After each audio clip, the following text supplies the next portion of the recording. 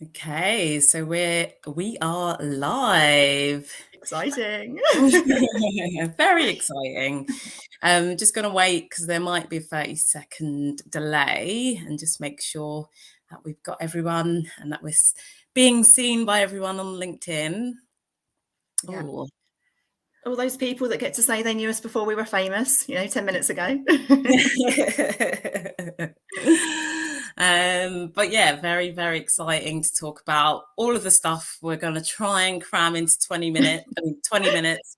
Me and Dawn were just saying that there's a lot to sort of cram into this space. So very, very excited to try and get as much across to you as possible. So just to start as an introduction, hello, everyone.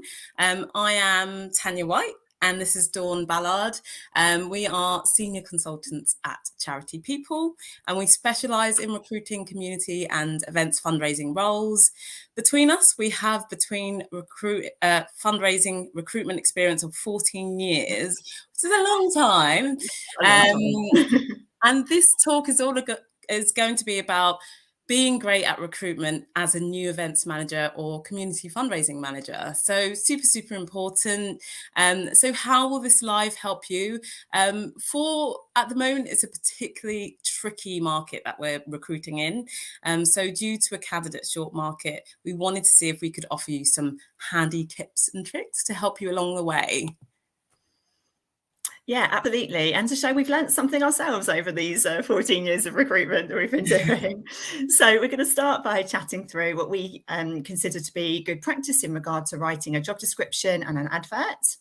Then look at how to run a really good interview from the point of view of the interviewer and the candidate, and then give some advice on feedback and why that's really important.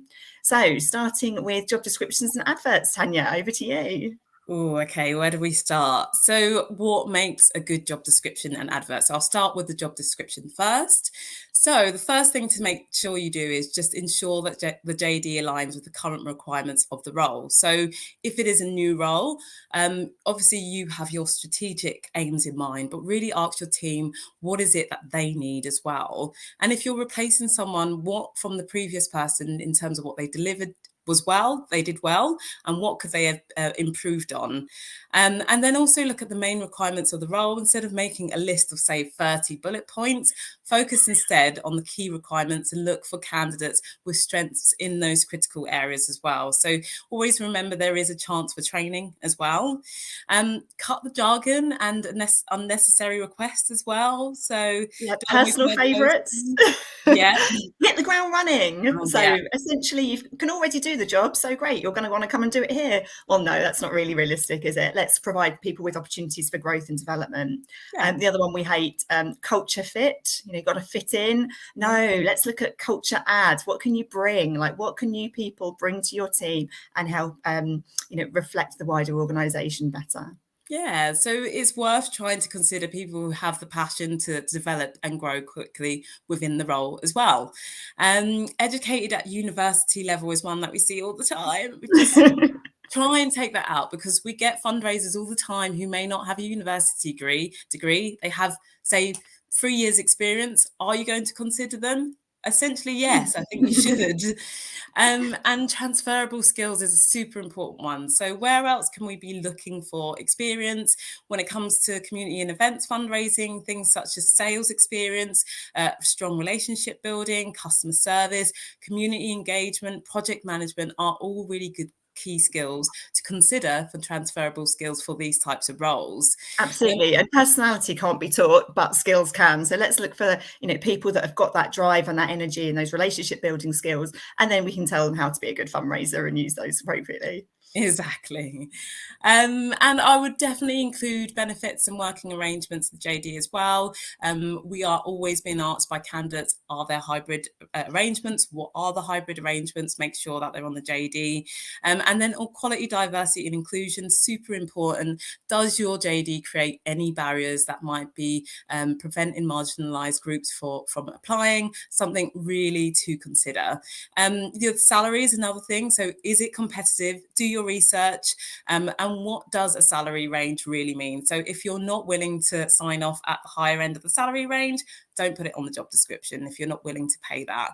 And also just worth asking recruiters about benchmarking, because we do have a really good oversight of the market. Another thing, so going on to adverts now. So does my advert firmly align with what we're really looking for? So how do I sell our charity? Do I have the benefits? Do I have the culture and the mission? That really needs to come across strong in your adverts. And really, how do you stand out? So get some really great promotional material to help your organization stand out. And we've had some great videos from clients before, haven't we, Dawn? Yeah, so it can be videos about kind of the work you do, or a day in the life of, or a supporter's story and journey. But also for those hiring managers that are particularly brave, they might have done an advert themselves, being like, I'm Bob from this charity, and this is why it'd be great to come and work here. And again, just from that video, you know, it gives candidates an idea of what you're like as a hiring manager and why they should want to come and work with you, because you're enthusiastic and passionate, and that's all the things that you want to get across there. Yeah. So yeah, if you're feeling brave, we really recommend that. Yeah, super important in a candidate driven market. So what are the pools of the organization? What are the pools of the team? Really important to get across in those adverts. And again, if you are working with a recruiter, the briefing is a really important part to get across details in terms of the overall organization, the role, the team, to ensure that they're presenting you to the best of their ability. So be honest with challenges, and the right candidate will be driven by this. So don't hold back on those things that you think might put certain people off. Yeah, it's much better to be open and honest and clear, isn't it? Yeah. So at this point then, hopefully you've got a great advert, you've got a job description that you've reviewed, it's up to date, it wasn't the one that we've been using for the same job for the last 6 years, you know, we've actually spent some time and effort on it. And then of course we want to get that out to market, and we want to remove any kind of barriers that might come across at this point. So we definitely would advise against using online portals. People have got horror stories about those, which we will tell you privately later. And application forms as well. Like, do you really need a candidate to repeat all the information that's on their CV onto your application form? Like, what's the point? Don't waste their time. What we do really like is obviously a CV and then a supporting statement. And actually, leading on from that, Tanya, you've got some advice on supporting statements. Yeah, so you want to make the process as smooth as possible, really. The smoother the process, the more likely you are going to get candidates to apply. So we like to use 2 questions: why this organisation, why this role, and why now? So where does it fit in their life choices at the moment? And what skills and experience will you bring to the role? And this really does open it up, and it stops people from having to think that they need to apply to every single point on the person's specifications. So some really clear and concise questions. Yeah, and ideally, of course, we want everyone to apply and have all of those bullet points met really well. But if we're open to transferable skills, which we'd really recommend, then you know, that gives them a chance to say how those skills fit into this role and how they'll excel in it. So we'd recommend that when you first advertise a role, you do it with a deadline, so that it's an inclusive process. But if you do need to go out a second time, then absolutely put that you'll see candidates on a rolling basis.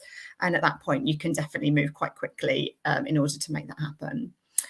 So when it comes to shortlisting, you've got your closing date, you've got your applications. Ideally, you'll have scheduled in some time over the next day or so to review those applications and then get back to people as soon as possible in regard to whether you're seeing them for interview. Obviously, while you're reviewing those applications, you do want to be really open-minded. If you've said you're looking for candidates with transferable skills, then do keep that front of mind when you're looking at those CVs and those statements, and think outside the box when you're looking at that. And if you're unsure, if you think, oh, there's bits here about this candidate that I really like and other bits I'm not sure about, why not sort out an informal phone call with them? You know, just have a chat, find out a bit more about them, tell them, use it as an opportunity to tell them more about the role as well, and then go from there. Then if you're keen on them, or either way, do try and get back to candidates that are unsuccessful as well in a timely manner. It's great for your brand and your reputation to be keeping in communication with people either way. Yeah. And if just to add in that, I think we're getting from this that communication is the key. So essential. Really do just keep on communicating with all your candidates along the way, just to make sure that they are engaged and they are in the process for sure.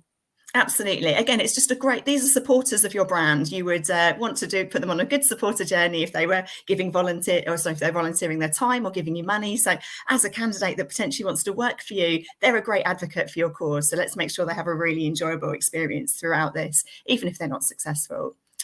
So yes, if the successful candidates, you want to give them a call, that can be great at building rapport with them. And again, if it's from the hiring manager, even better, because it just breaks down a barrier and hopefully will mean they're a little bit more relaxed to interview. Also, obviously, from a practical point of view, it's easier to both look at diaries at the same time to sort in those interview times and dates.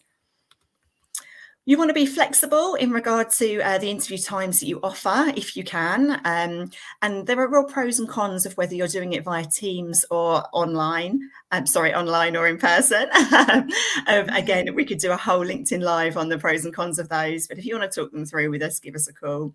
Can you do before work, during lunch times, after work? Like, the more flexible you can be, the better it is for the candidate. Yeah, I think we're learning that people are going back into the office now. So it is becoming a bit more tricky to do those interviews during work hours. So try to be as flexible as possible for sure. Absolutely. And then communicate the key interview details. So how many stages are there going to be? We recommend 2 maximum. Again, you just don't want to make the process too long and risk losing candidates to other roles or just putting too many barriers up for them. We want to let them know how long the interview will last, who will be on the panel, and if there's anything they need to prepare in advance. People like tasks and presentations to give candidates, but are they really needed for the job? If the job does involve presenting, then absolutely get them to do a presentation. But if it's just, well, that's what we do, then rethink that, because really, do you need to see how good a candidate is at making things zoom in from the left or zoom in from the right, when actually maybe a question in advance for them to think about can mean they can talk to you about actually their skills and experience in regard to how they would tackle that question. And again, just to bear in mind, transferable skill candidates, if it's a question all very much about the in-depths of fundraising, then that's going to be a barrier to those with transferable skills. So do try and keep those fair. Do ask the candidate if they need any reasonable adjustments for the interview. And then what we're also seeing more of at the moment is giving all the interview questions in advance to candidates. So whether that's a couple of days in advance or on the day for them to read through first, the feedback we're getting is that clients are having a much more in-depth conversation then with their candidates, rather than it being a recall test under pressure on where did I do that? What did I do? So that can be really beneficial. Yeah, we've only had positive responses back from clients who have done that so far, and the candidates as well. It does massively improve the experience. Yeah, definitely. And we did it internally as well, didn't we? And it was beneficial that way too. Yeah. So the key thing I want you to take away from this as well is remember that you're being interviewed too. So there's definitely no space for a bad cop. You want to give the candidates a really good and accurate understanding of who you are as a hiring manager, what the team look like, what the organisation looks like, and really kind of build rapport with them and sell. So you can sell yourselves to them. We had a great example recently where it was a transferable skills candidate. The hiring manager ran out of time at the end. The feedback from the candidate was, oh, I loved the role. It sounds really interesting, but I didn't really get to know them very well.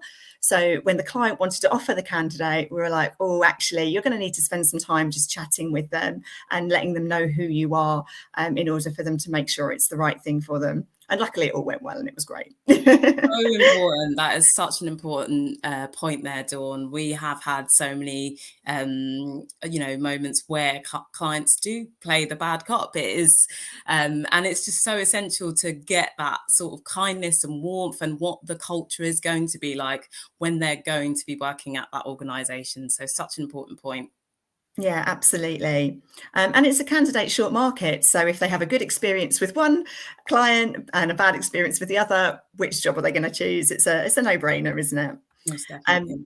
And definitely, like I said, allow time in the interview to allow the candidates to ask you questions and be really honest in your replies. Again, it's the right candidate will be the right fit for the right role if you're completely honest and if they're honest too. So try and encourage that transparency, and then hopefully it will work out well. Great. So moving on to the post-interview process. So you really need to get into the habit of communicating. I know we're all super, super busy people. Drink every time we say communicate. Communication is key. So if things are running late, we were having a lot of illness at the moment going around, really communicate that, give them a call and say, I'm so sorry, we're running a bit late, but we're still super keen to see you. Update people on dates and next steps so they know what is coming up, anything that they need to prepare in advance as well. Really do communicate those things to all candidates. And in terms of feedback, sorry, the other candidate has just a bit more experience is not good enough feedback. I will repeat that. Sorry, the other candidate has just a bit more experience. It's not good enough feedback. We really want the candidates to be able to learn from their experience. So give them, have a think about 3 things that went well, 3 things that they could improve on, so that when they're going into their next interview, they've got some things to work with, some tangible things to work with. And it would be great to give them a call to thank them for their time. Not always possibility. So email is fine, but always make sure you're sending an email with that feedback inside the email as well. And when you're offering a candidate, again, be quick. It's a fast moving market. If you think they're good, someone else is going to think they're good as well. So offer what you think the candidate is worth. It's not based on their salary that was previously earned. It's what you think they're worth, and within the salary scale that you are offering as well. And then make sure you send that offer letter out as soon as possible. The sooner you can do that, the better, really, so that they can start their notice period and work that as soon as possible. Absolutely. And just to highlight, I had a really great client give me such in-depth feedback for a candidate post-interview, and the candidate was so excited to be like, that's so helpful, I really appreciate it. And that candidate will definitely be watching that client and where she moves to be able to work with her in the future. It's just, we need to help each other, and that's a key one. So it's not just the brand that you're representing, it's yourself. And obviously we know the charity, the fundraising sector is small, so people go around and you never know when you might cross paths with them again. Yeah, and which sort of brings me on nicely to my next point, which is about protecting your brand. So if you think about interviews that you've been on, when you have a good interview, you sometimes share that experience if you haven't been successful.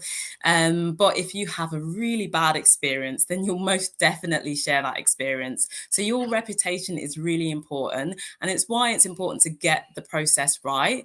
So a bad interview experience lasts about an hour for the candidate, but they will pass it on. And a bad review on Glassdoor or Google review will last for a lifetime. And we have, again, had situations where we've had candidates who've been super excited about a role. They go onto Google review or they go onto Glassdoor, they see a bad review, and then we're having to talk them in to go into that interview. So really do think about that. It's super, super important. It's the fear of meeting your heroes, isn't it, in a way? Yeah, exactly. Let's not disappoint them. Yeah. And like you said earlier, Dawn, we are hoping that these people are going to do good stewardship for fundraising. So we need to do the same for all of our candidates when we're going through an interview process as well. It's super important. So how can we as recruitment consultants and experts in the field assist you, Dawn? Well, we're here to help on all elements of the process. We'll look at job descriptions for you. We can give you benchmarking advice. We're here for more than just providing CVs to you for a role. So do use us. We're here to help. At Charity People, especially, we are so driven by values, and we would want to represent your brand as well as we possibly can. So we'd want to find out as much about you, the organisation and the role in order to put that very personalised view over to our candidates, and make sure we get the right sort of candidates for you in terms of experience or transferable skills and the right culture add to your team. We like to call it matchmaking. Matchmaking, yes, we are matchmakers. We pride ourselves in quality, not quantity. So as much as we'd love to throw you 300 CVs of perfect candidates to you, there aren't going to be that many out there, and especially at the moment where it's very candidate short, but we will be doing our utmost to find the most relevant people that we think could be a really good asset to your team and be able to talk to you about them and why we're putting them forward. And we strive to put EDI at the centre of all we do. We're super passionate about it, hence all of our notes about removing barriers from the process and just trying to keep things as inclusive as possible. And then here within Charity People, we've got a dedicated fundraising team. We've got 6 consultants. We all specialise in our own income streams, and Tanya and I work together on community and events. So I was going to say double trouble, but 2 heads are better than one is 2 pairs of hands. And remember, it is a really tough market out there at the moment. If you have been recruiting and you're struggling, it's not you, it's not personal, it's very tricky at the moment. So our overarching advice is keep calm, carry on, give us a call. Thank you, Dawn. So that kind of wraps us up quite nicely. I'm going to have a quick look at the comment box. I was meant to say if you did have any questions at the beginning to obviously leave them in the comment box. So we've had a few. Let me see. Let's have a look. Yep, questions in advance is a game changer. Yeah. Really like that. So Clara says, love to the notion of the culture ad. Yeah, so such an important tip, and one that we've learned from our EDI training. It's super, super important. Again, highlighting transferable skills is a great way to tap into candidates with a fresh perspective from the commercial sector. Yeah, thank you for that comment. We do need to sort of open up our gates. We need more people to come and work in the charity sector. So really do have an open mind when it comes to people with transferable skills. Questions in advance is such a game changer. Yeah, we definitely massive point there. So again, advanced questions really can help advise the charity against any quite left field questions that can throw candidates are not competency based. So they are really needed, and such a good one. I don't think we should be basing our interviews on whether that person can perform on the spot. They could be really, really good in the role, but there is something that needs to be changed about that for sure. So absolutely, and we support all of our candidates by doing kind of pre-interview support and guidance and go through things with them. But it's so sad that we even need to do that. This isn't a test on how well you interview; it's a test on how good you're going to be doing the job. So yes, it's definitely something that needs to be reviewed moving forward. Most definitely. Another point, the point you made about the offer is so important. The offer should never be based on what someone has been earning, but what is competitive for the role they are being considered for. Some candidates may not have had a pay rise in 10 years or are being underpaid. Again, so important. We have this all the time. But yeah, just, be honest and go make sure that you are offering candidates on their skills. It's super, super important.